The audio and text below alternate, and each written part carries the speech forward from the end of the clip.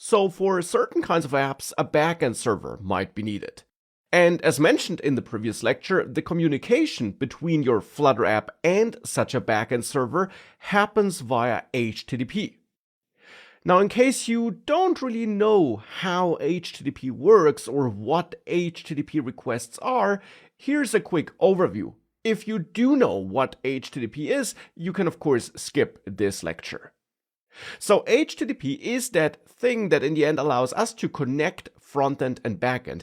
It's in the end a standardized protocol that's used for communicating back and forth between a frontend and a backend. And here's how that works.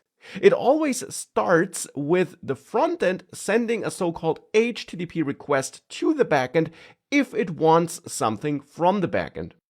For example, in that shopping list app, when a new item is added, you might want to store that on a database that's managed by the backend, and therefore you would then send such a HTTP request from the frontend to the backend, telling the backend that the data should be stored.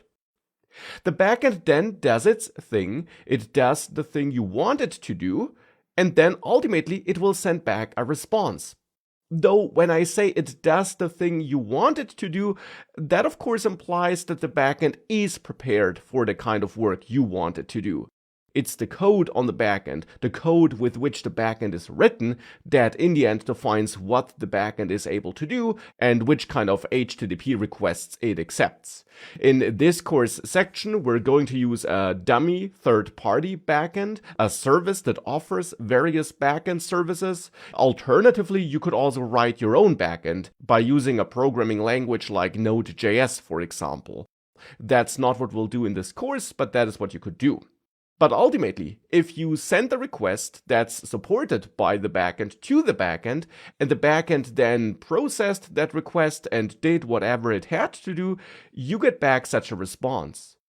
And both request and response are in the end standardized information packages. This HTTP thing is a standardized protocol that in the end defines how requests and responses may look like. For example, requests typically contain a URL, the address of the backend to which the request should be sent, an HTTP method that can be picked up by the backend to perform different actions for different requests with different methods. You could also add headers to your outgoing requests, which in the end is just a bunch of metadata that could be picked up and used by the backend. And you can also attach data to your outgoing requests, like for example a new grocery item that should be stored in a database. That could be data attached to a request sent from the frontend to the backend.